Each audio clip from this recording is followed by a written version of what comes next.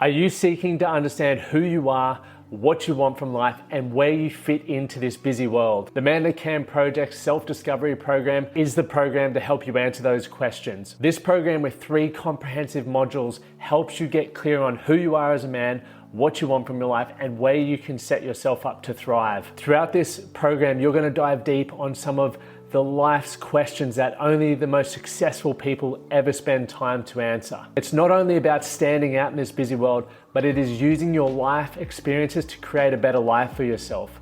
I know that I wish I had this when I started my journey. It would have helped me fast track success and get clear on what was truly important. Once you complete this program, you're going to have a better sense of direction and purpose for your life. You will have more confidence and resilience and a complete roadmap to create the life that you want. Don't wait for tomorrow. Start today. Head over to themanthatcanproject.com and check out the self-discovery program. I can promise you, your life will never be the same. Welcome back to the Man That Can Project podcast. My name's Lachlan, Stuart. In today's episode, Anthony Noud is joining us for round number 2. Last year, his episode blew up. He had so many valuable insights and perspectives on life, and this episode is absolutely no different. Anthony Noud, welcome back on the show. Pleasure to be here. Thank you. A big focus for a lot of men is our career, its status and recognition for a lot of men. That's how we maybe feel validated or give our life meaning. I view them all almost equally because I want to achieve all of those goals, right? So career, health, relationship, children. As far as I don't say this is necessarily more important than that, right? I say this is what I want to achieve across the board in those areas. What do I need to be doing in order to achieve them? How do I then structure that into my life, and is that realistic? I don't know whether it's true or not, but I choose to believe it. Like for me, I believe my hardest days and my worst days are behind me. Do you think for people who are going through, I guess, a chapter closing, and it doesn't need to even be entering your 40s, it could be finishing school, moving town, retiring from a sport. Changing jobs. Yeah, changing jobs, all of that sort of stuff. Do you believe the most important step to be able to move on is acceptance that that time is now done? So let's dive into today's episode with Anthony Noud. We have a familiar face back on the show today. It was an epic episode we did last year, episode 505. Anthony Noud, welcome back on the show. Pleasure to have you, mate. A pleasure to be here. Thank you. Mate, I got to admit, that beard is one of the most stylish things I've seen. I think you should definitely keep it. Thank you. I appreciate it. So from someone who runs a very professional one, I'll take that as a massive compliment. I think I lose about 10 years in age when I shave mine off. Yeah, right. Well, I'm entering the stage where that's a good thing, mate. Yeah, true. How have you been going anyway since we've last caught up? I've seen you've obviously been very busy. A lot of stuff's been happening in your life. Yeah, mate, really well. Busy as always by design. I've recently become engaged to my partner, my long-term Congratulations, partner. man. Thank you. Yes, it's pretty cool. Finally. How'd the proposal go down? I did it on Hamilton Island. We went for a bit of a family holiday. It's interesting. I had the ring for a bit of time prior, like maybe 3 or 4 months prior, and I was kind of waiting for the right time. And I live a little bit intuitively, so I wanted to kind of feel right, and I took it with us there, and we had some family, and I think it was important for us, or for me, that the kids were involved. So it just felt right, man. So we did it there. It was great. That's surprised awesome, her man. at dinner. Completely surprised her at dinner. It took her 2 minutes to realize what was happening. It was amazing. and what were the emotions you were experiencing in that moment for you? For me, in the afternoon we went there's a restaurant there, and there's like a vantage point where people take photos, and there's a beautiful sunset view or whatever. And so we went for like afternoon drinks prior to, and she obviously had no idea. And we were having the sunset drinks, and obviously none the wiser to her, but she was just like talking about, what we're going to do when we get back from holidays. And, it was really touching because she was like, this is how I want to support you. And this is how I want to support our vision and where we're headed. And it was just like, I was just sitting there going like, yes, like this is why I want to marry this woman, because she was sitting there just speaking my language. And so how did I feel? I was like, I just felt really certain, and it felt really right. in the moment when it came to it.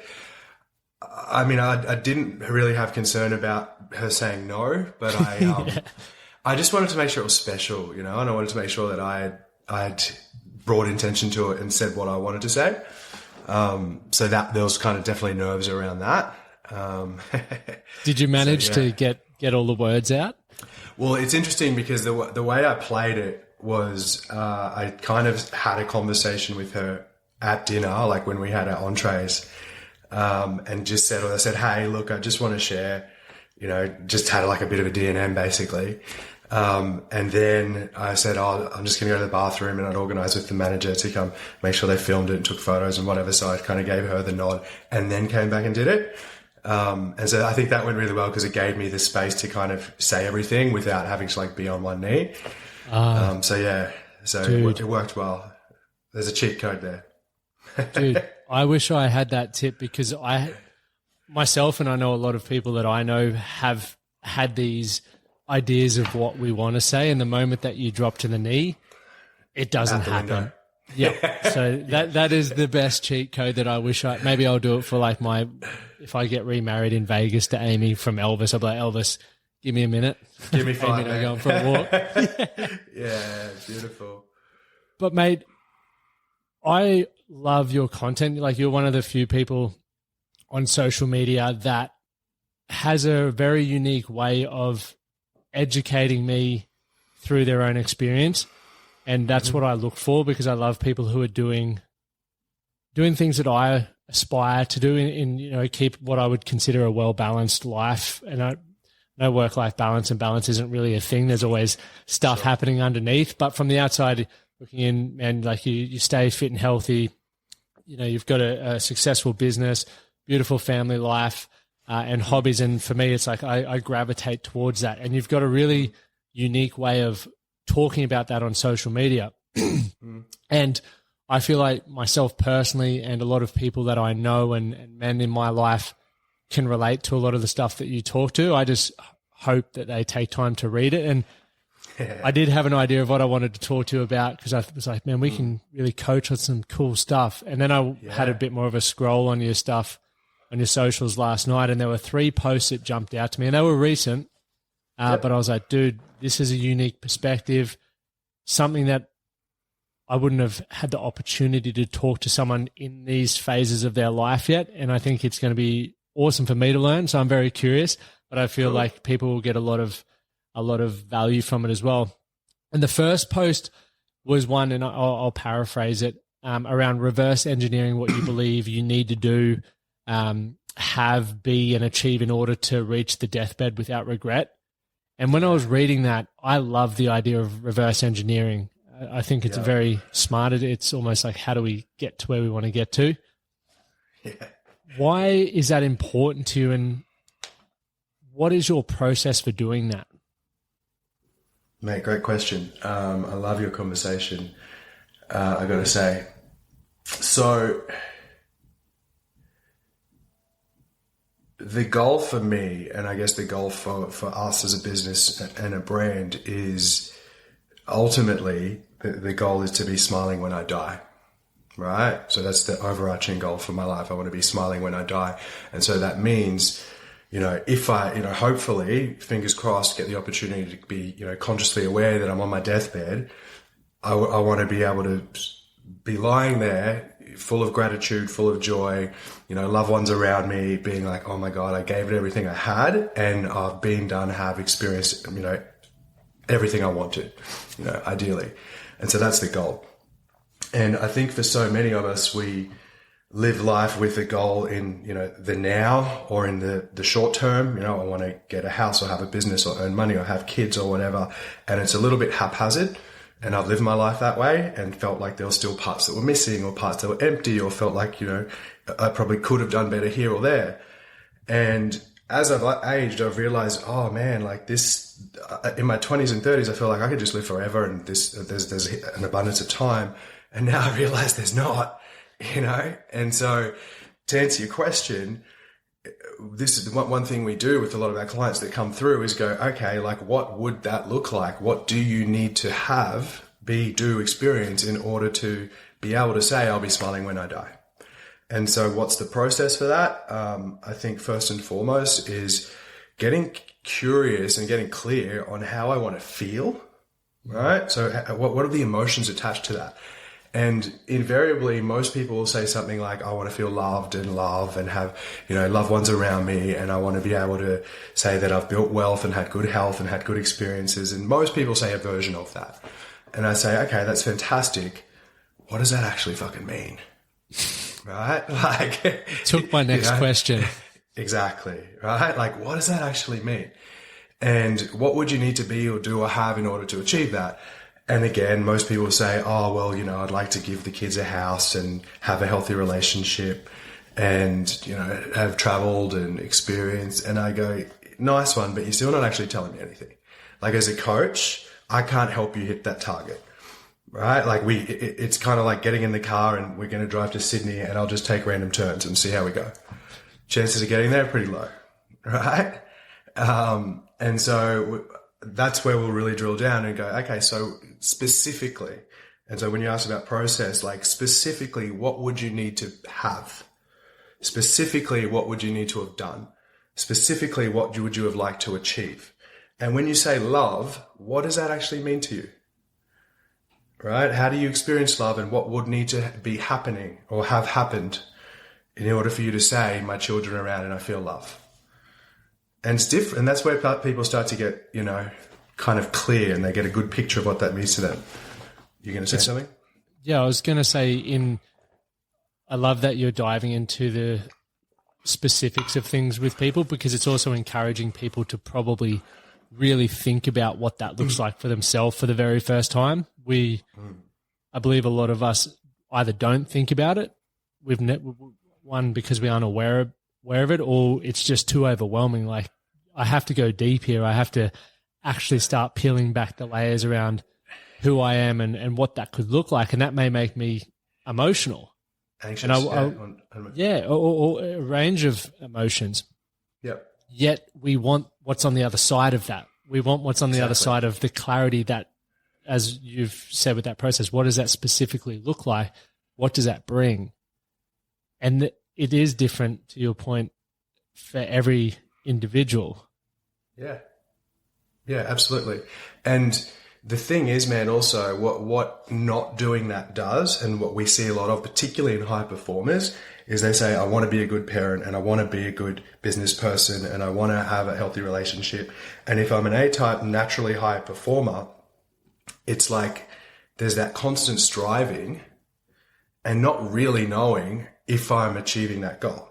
Right. So to give you an example from my own life, I was like, for me, it's been really important. I've really doubled down on wanting to be a connected father, and a good parent and raising emotionally, intelligent children and loving, open, kind of handing down as little dysfunction as I can. Right. And so can we talk about that handing down as little dysfunction as possible? What do you mean by that?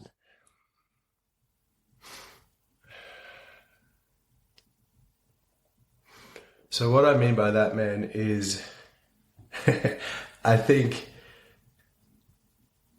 for the most part, and this might be controversial, but I think for the most part, parents get in the way of children, right? Like, and to paraphrase someone else's kind of concept, wife gets pregnant, 9 months, we grow a heart, we grow a brain, we grow organs, everything we need for life. It like happens almost perfectly every time. The thing pops out and then all of a sudden, I need to make this thing happen. Yeah, it's happened for 9 months on its own. Life, the universe, whatever you want to call it, has created this perfect being, and it pops out and it's like, now I need to be in control of where this thing goes. And it's like, it's already all there. The kid's there, the inherent goodness, kindness, love is already inside of it. We'll get in the way by saying, you should do this, you shouldn't do that, you need to be scared of this, you have to do blah, blah, blah, blah. And that's where a lot of, I believe, dysfunction will begin to show up, right? And so I'm not saying I just let my kids run free, but it's like, for us, some of the big things is telling them that their emotions are actually really valid and really safe, and normal. You know, so like, oh, I'm shy. We went to a school open day this week, and Axe out, my boy said, you know, oh, but Daddy, I'll be shy. It's all high school kids, and he's in prep. And part of me will go, oh no, mate, would want to go, you know, the typical thing, no, mate, you'll be fine. It's cool. Let's go. Suck it up. Yep. You know, not handing down dysfunction to me would be going, mate, of course you're shy. Makes sense. Go ahead and feel that. Of course you're nervous. And what do we do when we're nervous? And he's been saying it since he's 2. Feel the fear and do it anyway. Okay, fantastic. So now he knows it's perfectly normal for me to feel a level of anxiety. I don't have to fix it. I don't have to suppress it. I don't have to push it down. Because if I'm demonstrated in my environment as a child that, oh, we're not allowed to feel anxious, we're not allowed to feel shy, and not even not allowed, that it's just frowned upon, the kid's going to think something wrong with them. And so that's when I'll start drinking when I'm 16 to avoid that social anxiety. It's like, it's not fucking social anxiety. It's perfectly normal. If you didn't have a phobic response to it in your nervous system, it wouldn't be a thing. Does it make sense? Yeah, dude. Thanks for diving into that. It makes a lot of sense. It's almost like that helicopter parenting to a degree, but rather than protecting, you're sort of instilling with tools and allowing them to actually embrace the human experience. Exactly. I mean, embrace and optimize their human experience is what I'm about. But I think going back to what we were talking about is like that good enough line as a parent. For me, it was something I really struggled with. Like, Axe is 5 now, Edie's 2. And I was like, oh, am I being a good enough dad? I'm putting all this time into, you know, like you said, wearing all the hats, the business, myself, the relationship. And it was like, it felt like I could never reach this place of where I'm like, okay, now I'm satisfied as a dad. And so the reverse engineering of the goal was, what do I want to have an experience there with my children? And that's it's a lag measure, right? Like, if they are on my deathbed, I want to feel loved and connection, and, you know, like, we've got a great bond and all of that. But I'm not going to know whether I've achieved that until I've got it. Yeah. So what's the lead measure? What do I need to be doing now? And that's where the reverse engineering comes in. What do I need to be doing now? And what's a really simple, we call them standards or MIA, so like massive intentional action. What are the standards or massive intentional actions that I need to take and then do the sets and reps around, like on a daily basis, in order to achieve that?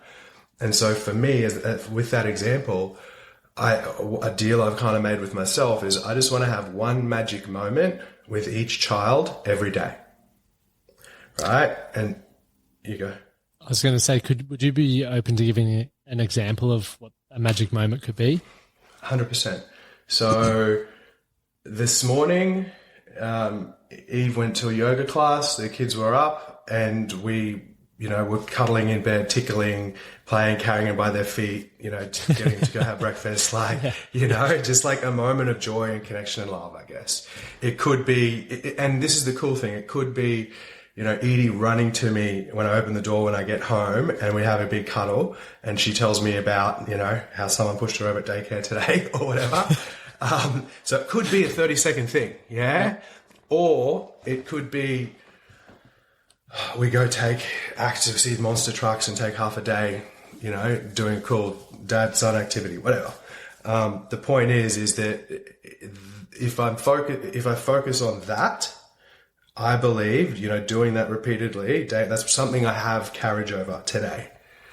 And if I do that day in and day out, that uncertainty, that perhaps overwhelm, anxiety, that am I being a good enough dad, starts to go away, because I'm doing what I said I'd do and I'm living by my standard. And now, to the best of my ability, I go, shit, if I do those things, I'm probably going to get the 80-20 of what I want on the deathbed. Oh, dude, that is such a powerful thing to be able to take control over, like literally thinking, this is the experience that I want to have on my deathbed. Mm-hmm. This is the action that I believe will deliver this. Therefore, exactly. I will do that action. And if I get new feedback along the way that maybe it needs to change, I'll adopt that. But for the moment, that's the thing. I've got to review it. Absolutely. So I've got to check in on that. You know, and I know you do this with your guys too, whether, you know, weekly, monthly, quarterly, depending at what level. I've definitely got to check in on that and see, am I doing it? And if so, do we need to then expand on it or do more, or is that good? And the cool thing is that the action, and this is what I find so many people miss, is the action is today. Yep. It's not like in 6 weeks or in, 5 years if I'm going to own 5 properties. It's like, well, you might, depends on what you do today, right? Like, what am I doing today that's leading there? It definitely helps you avoid waking up in that moment. It's one of the biggest fears I had years ago, was waking up with a family, not being in a financial position to support them, or to have the opportunity to have a little bit of ownership over how I spend my time. Totally. And that's why I started that 10 years ago, and still today building for where I want to be 10 years down the track. You've given the example there on the deathbed around love, for example, and family. Yep. A big focus for a lot of men is our career. It's status and recognition for a lot of men. That's how we maybe feel validated or give our life meaning. And it does. And there's nothing wrong with that. For yourself personally, where does career fit in? Where does health fit in when you're working backwards? Let's take a quick break. Are you tired of waking up with a dry mouth, feeling sluggish? I was too, until I discovered the power of mouth taping. I read a book called Breathe, and it opened my eyes to how I could get a better sleep. So I started taping my mouth, and the results were astounding. Not only did I wake up feeling refreshed, but the data on my Whoop suggested I was getting more REM and more deep sleep, which led to me feeling better every morning. But I wanted a better solution, not just sticky tape, something that was effective and comfortable.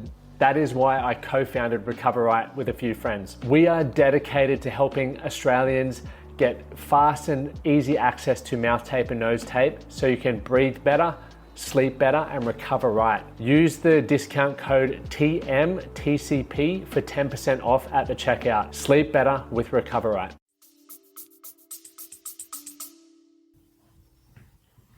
I mean, it's literally the same process. It's like, what do I want to have and achieved and done there? For me, career, like,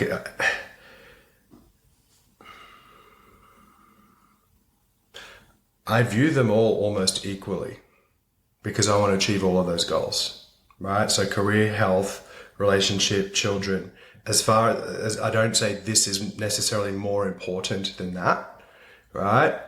I say this is what I want to achieve across the board in those areas. What do I need to be doing in order to achieve them? How do I then structure that into my life? And is that realistic?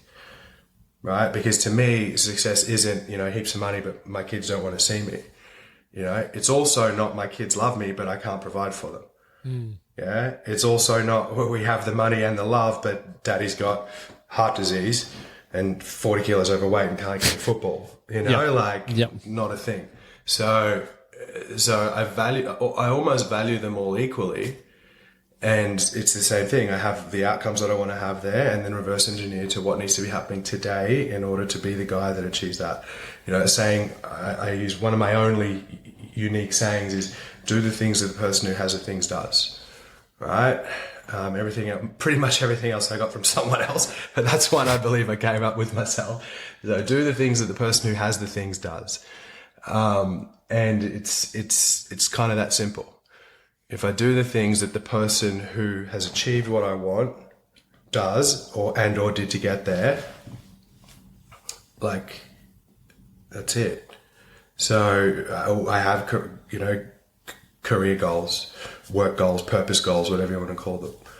We've recently just moved in here to our new office space. The business is kind of humming here. We're looking at expanding and doing the next thing. And so it's like, okay, what do I need to do today in order to achieve that goal in however long that's set for? Same with my health. I'm going through a shift there at the moment.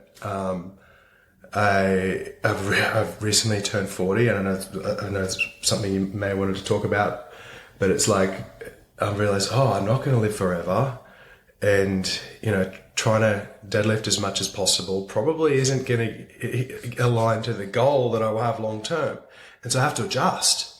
I have to optimize for the goal.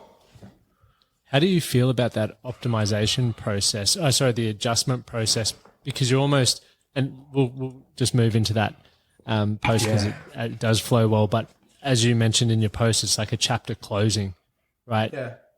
And change is daunting for people. Acceptance of maybe where we are in life can be uncomfortable as well. So how are you sort of navigating that from the emotional standpoint, the change in routines and outputs? I mean, I think it is. I'm someone who's very structured and I'm very routine based, and I like that and I thrive on that. And I need a bit of chaos as well, but generally speaking, I like a bit of structure. And the change piece, I feel like it's a bit of a process, right? Like the awareness comes. So for me, you know, turning 40, I'd seen a lot of clients do that previously, and I see a lot of people have fear around it, you know, particularly back when we used to be in health and fitness. It was like people would get nearing 40 and they'd just be going hard to get in great shape. Yeah. Dude, I'm scared shitless of turning 40. And yeah, and in the lead up I was, so like in my mid 30s, I was like, oh no, I'm going to be 40. Oh no, I'm going to be 40. And I guess what's helped is it wasn't as scary as I thought it was going to be. In fact, it's actually been pretty cool. However, I can't hang on to the me that I was at 30, because if I'm hanging on to the me that I was at 30 and what he got to do and what he wanted to do, like it's just not that realistic, to be honest. You know, like I just can't do what I used to do. Like if I, you know, you talk about health and fitness, like if I go do a massive balls to the wall, you know, deadlift or squat session, I used to be sore for a few days, but I get up and go to work. And now at 40, it's like, oh man, I really feel the effects of that for 3, 4, 5 days afterwards. And I notice that in my work and my performance. It's like, do I want to pay that price now? If I'm unwilling to let go of that, then there's a consequence. But now if I, you know, accept what is, so acceptance is probably a big piece. Like, man, you're not going to be 30 anymore, you know, and doing this is going to stop you from being the guy on your deathbed. So just, you got to deal with that. 100%. That acceptance, dude. But yeah, I fear it because life has been so great. And I think an area that I need to improve on, and maybe it's something you could share a bit more, is like, once you have that acceptance piece, you can then shift to what's to come. And if you use the fitness point, people are either trying to get in shape by 40 so they can enjoy years, or people have given up because the best years are behind us. And part of me believes the best is yet to come, but it is also scary having to think that, man, I'm not going to be able to do the 200 kilo deadlifts or some of the crazy stuff that I used to do because my body it's going to take too much away from my future if I do that. Yeah, it's an interesting point, man. I had this conversation with someone recently who she'd been through quite a nasty divorce, and, you know, it was in a new dating situation and had all this fear around, you know, what's going to happen and where's it going to go and this and that. And I said to her something that I don't know whether it's true or not, but I choose to believe it. Like for me, I believe my hardest days and my worst days are behind me. Right? And so I believe I've already had my hardest and worst days. And so if I actually believe that, it's like instantly I have a brighter perspective of the future. Right? And I know life is still going to life me. It lifes all of us. I know there's going to be pain, right? And I know there's going to be, you know, there's going to be really unpleasant stuff coming down the chute. But I'm more equipped to deal with any of that than I've ever been. And so with that outlook, it's like, actually, like you said, my best days are yet to come. If my worst days are behind me, then my best days are yet to come. And I need to, again, change and adapt to be, it's so important to come from the deathbed perspective, because it makes it so much easier, because I'm not hanging on to the past now. I'm going, if I want to be this guy that achieves this, things need to start to change. And if I deeply accept that, it's like, well, no, I can't train the way I used to train. You know, and I have to make adjustments in different areas of my life, and that's optimizing to get me here. And so far in doing that, I've only felt better about myself and about my life. Sick. You know, that is so good. So I'm not waiting until then either. It's not like I'll be happy then. It's like, actually, no, I get the enjoyment and the fulfillment and the satisfaction from doing the sets and reps in the day and in the week. It's not perfect. And yes, it is hard at times. And yes, you have those days where you're questioning, oh my God, am I doing the right thing? Holy shit, what the heck? You know, like that all happens. That's legit, right? And for the most part, it's not like that. Because if it was, for the most part, I'd be doing the wrong stuff. And do you think for people who are going through, I guess, a chapter closing, and it doesn't need to even be entering your 40s, it could be finishing school, moving town, retiring from a sport. Changing jobs. Yeah, changing jobs. Yep. All of that sort of stuff. Do you believe the most important step to be able to move on is acceptance that time is now done? I think, or is there something else that's... Absolutely. Yeah, so I think the best way I can describe it, man, it's like feeling into what is the best way I can describe it. And so that, like, what is that this door is closing or closed. And so, like you said, it might be a job, it might be a relationship, it might be a health circumstance, whatever the milestone is. And so if I feel into what is, it's like, oh, if I'm hanging onto that or clinging onto that, it feels unpleasant, you know, and it's often stressful. And I describe it as kind of feels like I'm swimming upstream. But if I'm feeling into what is, like, where's life guiding me? Where's the flow here? If I was going with the current that life wanted for me, what would that feel like and what would that be like? And there's a softening and an acceptance into that. It's like, oh, okay, you don't want me doing massive deadlift sessions anymore, as the example, or you don't want me sitting here, you know, ruminating on this past relationship and why she left me, right? Like, it's pretty clear what you want from me is to move forward. And so it's like, if I feel into that and open into that, life will start. So we talk about getting into alignment. Life will start to present the next right things, and they'll show up. Yeah, I really like that thinking backwards. So it's almost for people as well who maybe aren't looking at the deathbed, but I believe in looking at that deathbed. But if you were to just think out, you know, you may be an 18-year-old, so your concept of time, I remember when I was 18 to think 10 years down the track was mind-blowing, right? That's half my life, over half my life.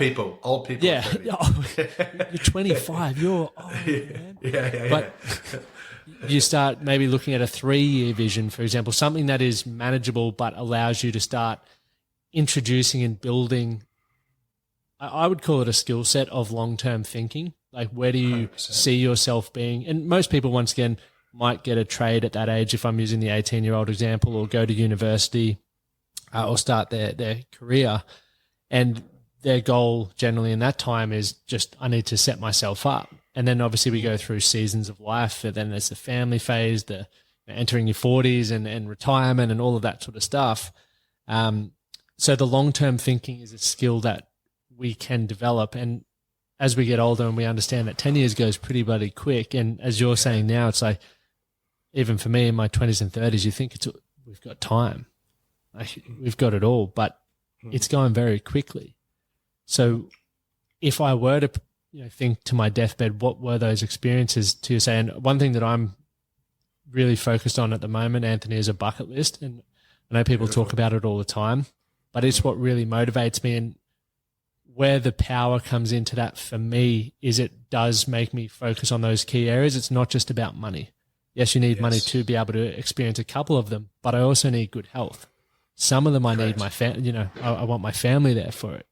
So it's making me think big picture, and then I start filling in the pieces backwards and go, okay, this is, you know, as you mentioned, we focus on quarterly goals, but this quarter I want to focus on that because it's going to help me move closer to achieving this goal in 2026.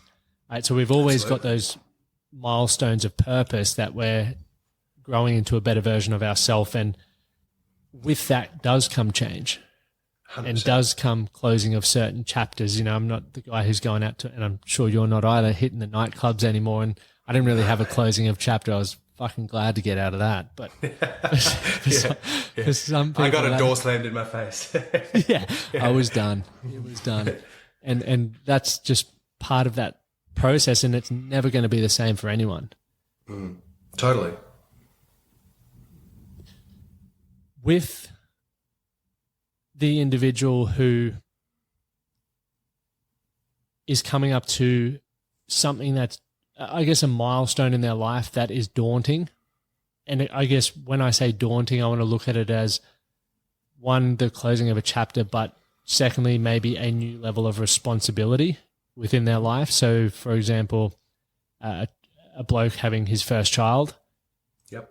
a couple getting their first mortgage. How, or sorry, not even how, would it be the same process of acceptance and navigating that as it would be entering your 40s? Because I know a lot of blokes don't like to change their lifestyle when they have their first kid. Totally. And it's something that's probably important to do. 100%. Yeah. So really good question. I think that you said something like a milestone or a life change or a chapter that feels daunting or that, appears to be daunting or seems to be daunting. What I would kind of ask there in that instance, and like we could go from micro, like I have a big meeting at work this Friday about my promotion, like through to, like you say, I'm going to have my first child, or anything else in between. The question I would ask is like, what is it that's daunting about it? And they would invariably tell you, oh, well, it could happen this way or this happened, or I'm going to lose my time or whatever, whatever the story is. Can't hang out with my buddies. Yeah. And then what? And right.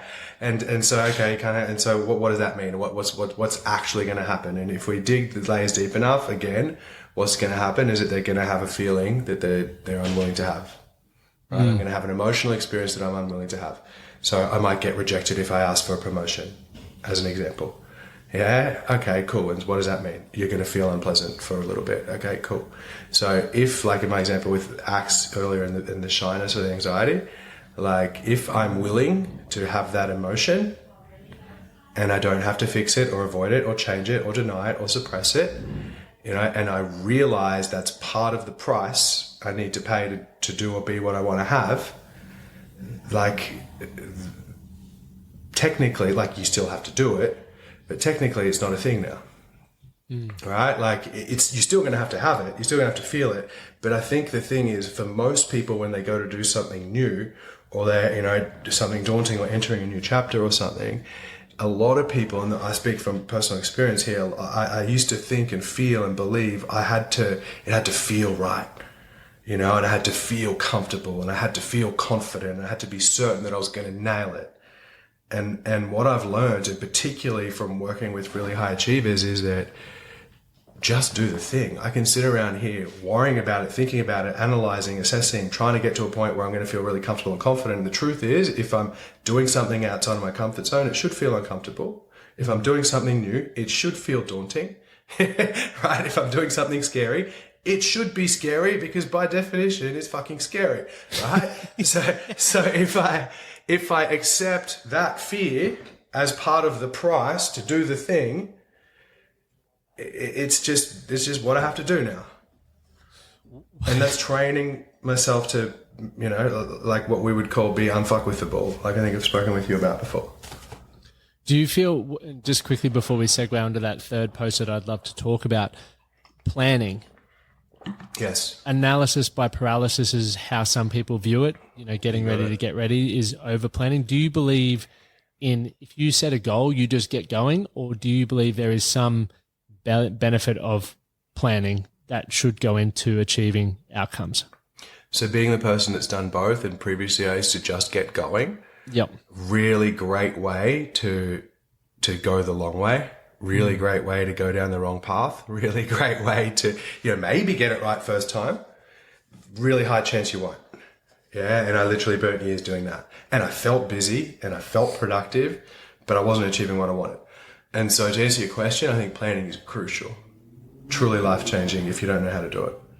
How would you do you set a time limit around, for example, one thing that I've done just so I don't fall in the trap of feeling productive by over planning is I'm like, all right, depending on the size of the project or the goal, it's like I'll give myself X amount of time to plan, and then I've got to start taking some micro actions to actually move the needle. Do you do anything like that, or is it just plan until you feel comfortable? No, so I think, it depends on the project and the size and the scale of the project and what's it cost. But generally speaking, mate, I want to understand where I'm trying to go. So what's the outcome? And then big picture, what needs to happen to get there? And depends if this is a 12-month thing, we're talking bullet points.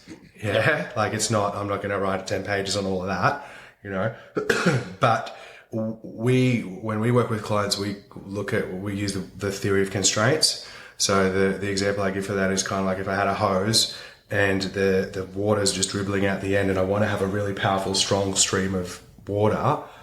It's like, and then I look back and there's 5 or 6 kinks in the hose. It's like, which is the first one that I need to deal with, right? Which is the first one that I need to unkink?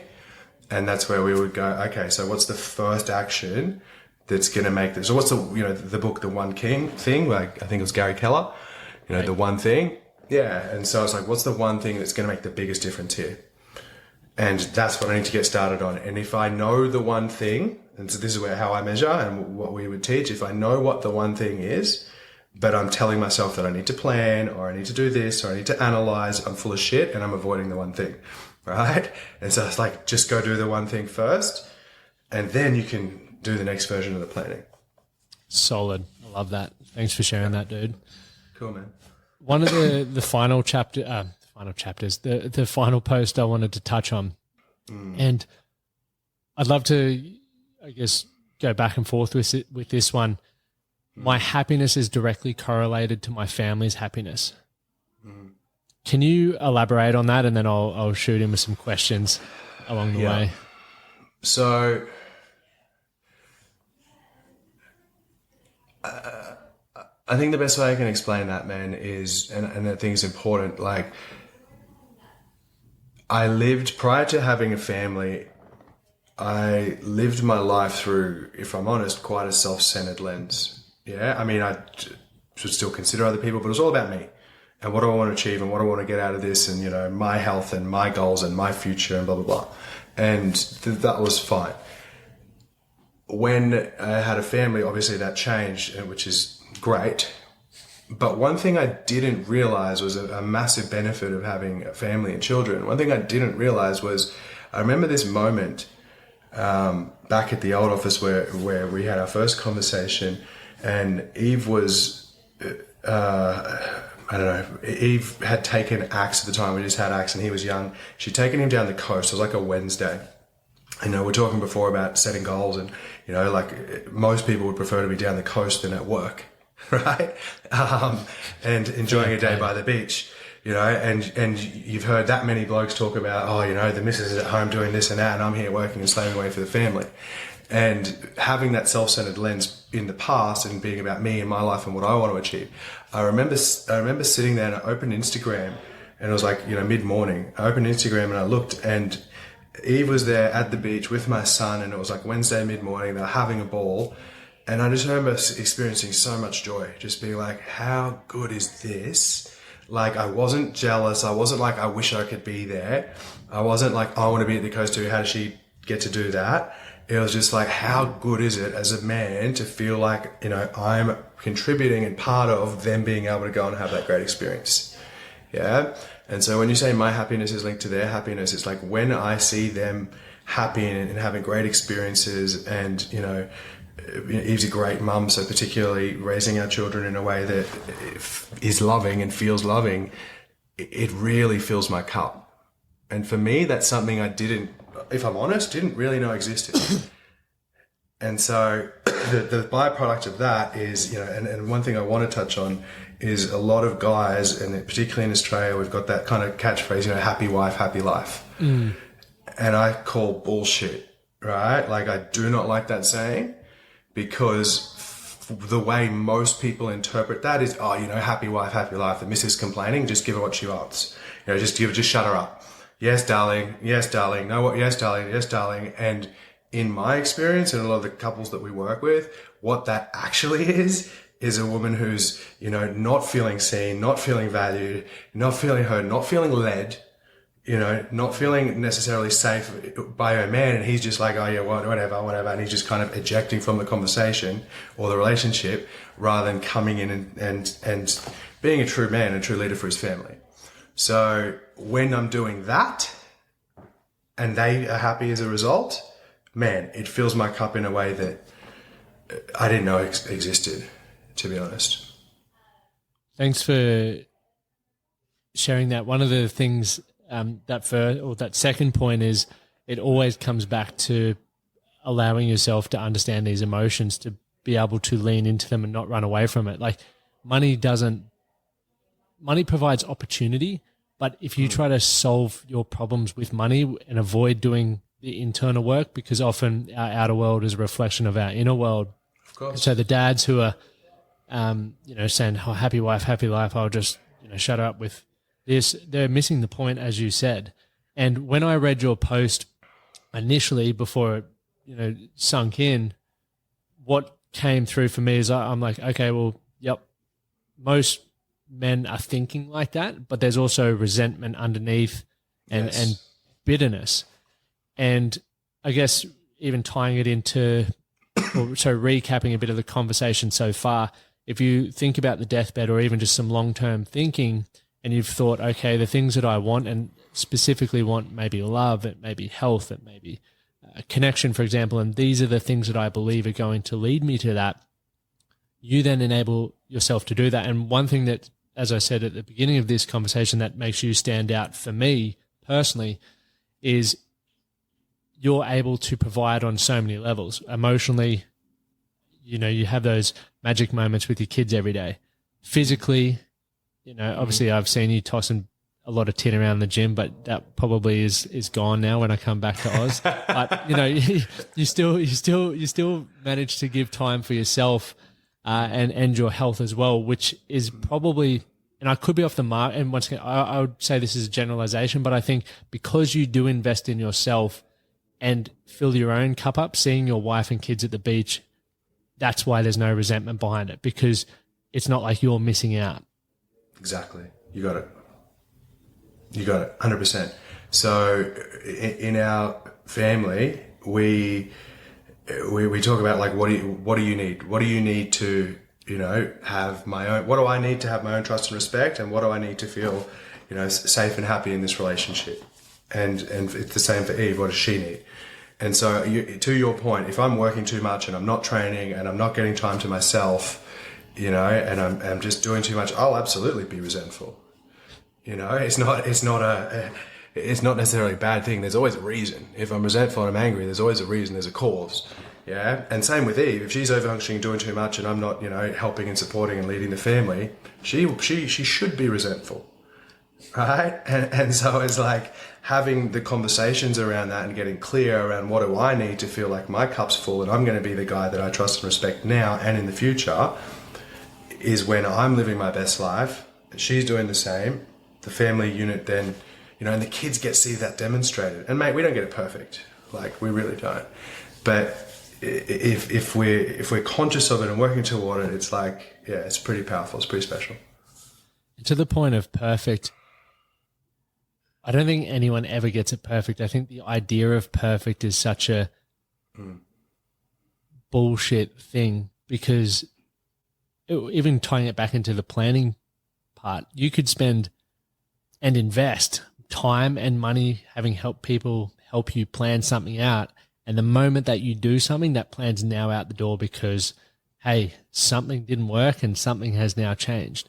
And that's why I think when you're thinking about the deathbed and even tying it into regret, no one can be certain that you're not going to be on that deathbed and not have some regrets, right?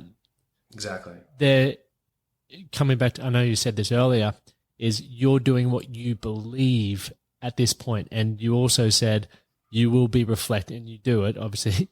And as your family grows and develops, because you're not just yourself growing and developing, you've got 2 children and a soon-to-be wife that are also all doing that. So you're constantly, the family unit is going to be changing times 4, which means what that deathbed experience looks like will probably change between now and when you're 60. Yeah, it'll probably change next year. Next week. Yeah. Well, parts of it will. Yeah. Because there's seasons in life too. Like, I didn't know that turning 40 would have me have this shift in, my health and fitness kind of goals. I didn't, I was kind of had an idea, but I didn't know that the shift would happen when it did. And so I'm kind of, I have a plan, but I'm not too attached to the plan. And I kind of roll with that flow that I was talking about before, going with the current. It's like going, okay, well, this is what's presenting itself now. Let's make choices in line with that. Let's optimize for the goal's still the same, but the way I'm going to get there is probably going to be different. Yeah. And sometimes the goal might change, but most of the time, like Ray Dalio says, there's lots of ways up the mountain, often limitless ways up the mountain. If we're still climbing the mountain, but based on what's happening in the family or in myself or in life, we might have to change the path. And that's normal. And if I expect that, that's part of the deal. As someone who has family, looks after your health and runs a business, how do you structure a day? What does that look like? Is it generally the same? Like, you want to know what I do or yeah. how I guess if we looked at it from a macro level of where you put your time, if that's consistent or not. Yeah, I mean, so we have a quarterly planning process and an annual planning process, and then I have a weekly planning process. So I plan my week prior to the week starting on a Sunday. Mm-hmm. I know what I'm doing and when, and the calendar's kind of full. Yeah. Mm-hmm. Because I have a tendency to overcommit and, put more on my plate that's actually possible. Funny that. Yeah. And so within that, I also have those standards that I spoke about earlier.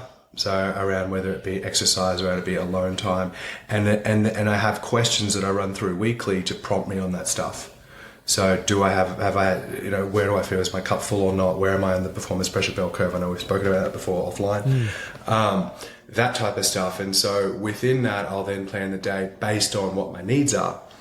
So if it is, hey, I want to get in the gym because I've been sick for a couple of weeks. Okay, well then this week we're going to train 4 or 5 mornings, whatever it might be. Yeah, actually, I've been going really hard. I'm going to do yoga. Yeah, but there's going to be some form of movement. There's always like a meditation. The work would probably be a big part of it. Then I'm considering what's going on with the family, what's going on with Eve, where are we spending time as a couple, where am I getting alone time, what social commitments do I have. That's kind of the order, I guess. And I kind of look at what are the 5 big rocks for the week. Yeah, like what would success look like on Friday or Sunday? What would have happened in order for me to achieve success this week? And then what are the 5 big things that need to be done? It could be 3, it could be 6, but generally speaking. And then what are the sub rocks under that need to happen? And they all get planned in. Love it, man. I love it. Dude, it's been so good to catch up again. And absolutely. I really enjoy our conversations, man. Likewise, and I'm sure we'll definitely do it again. It takes so much away from it. And where can just remind people where they can find you on socials, because I truly do get so much value from the posts. Thanks, man. So Anthony Inner Work, all one word, on Instagram. We've also got the Awakened Lifestyles YouTube series where we've got our 8 players interviews and podcasts there. And yeah, Awakened Lifestyles is the company brand, and we're doing some pretty cool things behind the scenes, which for your listeners, I'm sure we'll reveal soon, but I'm sure they'll be interested in. If they're into optimizing themselves and optimizing their human experience, we've got some cool stuff coming, so it might be worth checking out. Epic. I'll put all the links in the show notes there. Thanks so much, brother. Appreciate your time. You too, man. Have a great day. Thank you for listening to the Man That Can Project podcast. My name is Lachlan Stuart, and I hope you enjoyed this episode and found it helpful. If you did, please take a moment to rate and review the Man That Can Project on your favorite podcast platform. And don't forget to subscribe to stay up to date with our newest episodes. We'll see you again next time.